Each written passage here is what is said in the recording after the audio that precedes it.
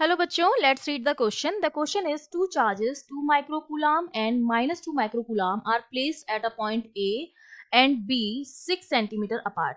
दो चार्जेस हैं, एक 2 माइक्रोकूलम का है, एक माइनस 2 माइक्रोकूलम का है। दोनों दो पॉइंट ए और बी पर रखे हैं और दोनों पॉइंट्स के बीच की डिस्टेंस 6 मीटर है।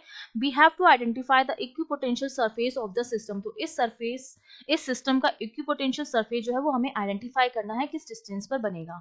तो देखिए इस क्वेश्चन को करने के लिए हमारा जो की कॉन्सेप्ट रहेगा उसमें सबसे पहले तो आपको पता होना चाहिए इक्विपोटेंशियल सरफेस क्या हो। तो देखो हमें नाम से ही पता चल रहा है कि अगर मैं इक्विपोटेंशियल सरफेस की बात कर रही हूँ तो इक्वी का मतलब होता है सेम, ठीक है। तो सेम पोटेंशियल जिन पॉइंट्स पर होता है उन्हें हम कहते हैं इक्विपोटेंशियल सरफेस। कोई ऐसा सरफेस जिसके हर पॉइंट पर सपोज यहाँ पर प्लस क्यू चार्ज है और यहाँ पर एक इस तरह से इक्विपोटेंशियल सरफेस है, तो उस चार्ज की वजह से इस पर यहाँ पोटेंशियल सेम होगा, यहाँ भी पोटेंशियल सेम होगा, यहाँ भी पोटेंशियल सेम होगा, यहाँ भी पोटेंशियल सेम होगा, यहाँ भी पोटेंशियल सेम होगा और यहाँ भी पोटेंशियल सेम होगा, क्योंकि इस चार्ज से ये जो सरफेस है वो बराबर डिस्टेंस भी, ये डिस्टेंस भी आर, ये डिस्टेंस भी आर, ये भी आर, ये भी आर, ये भी आर, ये भी आर। तो ये वाला जो सरफेस मेरा हो गया वो क्या हो गया, इक्विपोटेंशियल सरफेस हो गया। वो सरफेस जिसके हर पॉइंट पर पोटेंशियल जो होता है वो सेम होता है उसे हम इक्विपोटेंशियल सरफेस कहते हैं। तो देखो यहाँ से ए पॉइंट है और ये मेरा बी पॉइंट है, ठीक है। यहाँ पर चार्ज जो है वो 2 माइक्रोकूलम है, यहाँ पर -2 माइक्रोकूलम है।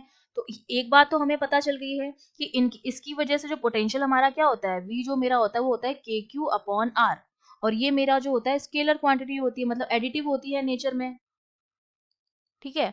तो पॉजिटिव चार्ज की वजह से पॉजिटिव आएगा और नेगेटिव चार्ज की वजह से नेगेटिव आएगा। दोनों एक दूसरे को क्या करेंगे, किसी पॉइंट पर जो पोटेंशियल आ रहा होगा वो जीरो आ रहा होगा, नेट पोटेंशियल, ठीक है। तो हमने यहाँ पर मान लिया कि यहाँ पर हमारा इस तरह से क्या बनेगा, एक इक्विपोटेंशियल सरफेस बनेगा इन दोनों की वजह से। ये पॉइंट ए हो गया, ये पॉइंट बी हो गया, दोनों के बीच की डिस्टेंस 6 सेंटीमीटर। उसको मैं अगर मैं मीटर में कन्वर्ट करूं तो वो हमारा कितना हो जाएगा, 0.06 मीटर हो जाएगा। ये उन दोनों के बीच की डिफरेंस डिस्टेंस है। और कोई पॉइंट हमने इन दोनों के बीच में ऐसा ले लिया जहां पर पोटेंशियल जो आएगा वो क्या आएगा, जीरो आएगा।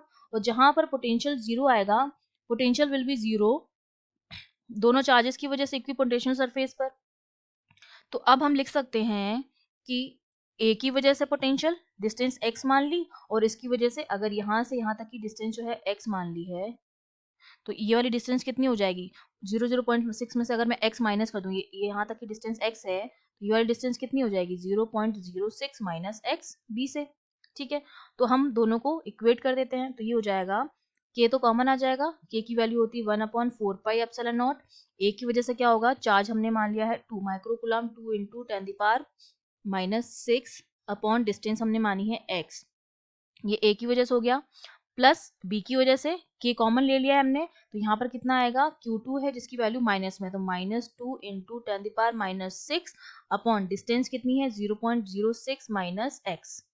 ये डिस्टेंस है और दोनों का सम जो होगा जीरो के बराबर होगा। इस पॉइंट पर जो पोटेंशियल आएगा वो जीरो आ जाएगा, ठीक है। तो अब मैं इसको सॉल्व करती हूँ, तो देखो 1/4πε इस तरफ जाएगा वो जीरो हो जाएगा, तो यहाँ पर हमारे पास बचेगा 2 इंटू 10⁻⁻6 अपॉन x। ये वैल्यू वो उस तरफ लेके जाएंगे तो वो हमारे पास कितना हो जाएगा, माइनस, इस पॉजिटिव था दूसरी साइड लेके गए नेगेटिव हो गया, -2 into 10⁻⁻6 divided by 0.06 minus x, ठीक है। ये हमारे पास वैल्यू हो गई। अब इसको जब मैं सॉल्व करूंगी तो देखो x की जो वैल्यू, ये दोनों जो हो जाएंगे कैंसिल आउट हो जाएंगे ये वैल्यूज, तो मेरे पास वैल्यू जो बचेगी वो कितनी बचेगी यहाँ पर, that will be coming out, यहाँ पर लिख देती हूँ मैं, x equals to 0.06 minus x, क्योंकि ये दोनों वैल्यूज तो क्या हो गई, कैंसिल आउट हो गई, ये इसके बराबर आ गया। तो x की जो वैल्यू आ गई वो कितनी आ गई, 0.06 अपॉन 2, क्योंकि ये 2x बन जाएगा, 2x इक्वल्स टू 0.06, तो x इक्वल्स टू 0.06 अपॉन 2, तो ये वैल्यू आ जाएगी 0.03 मीटर।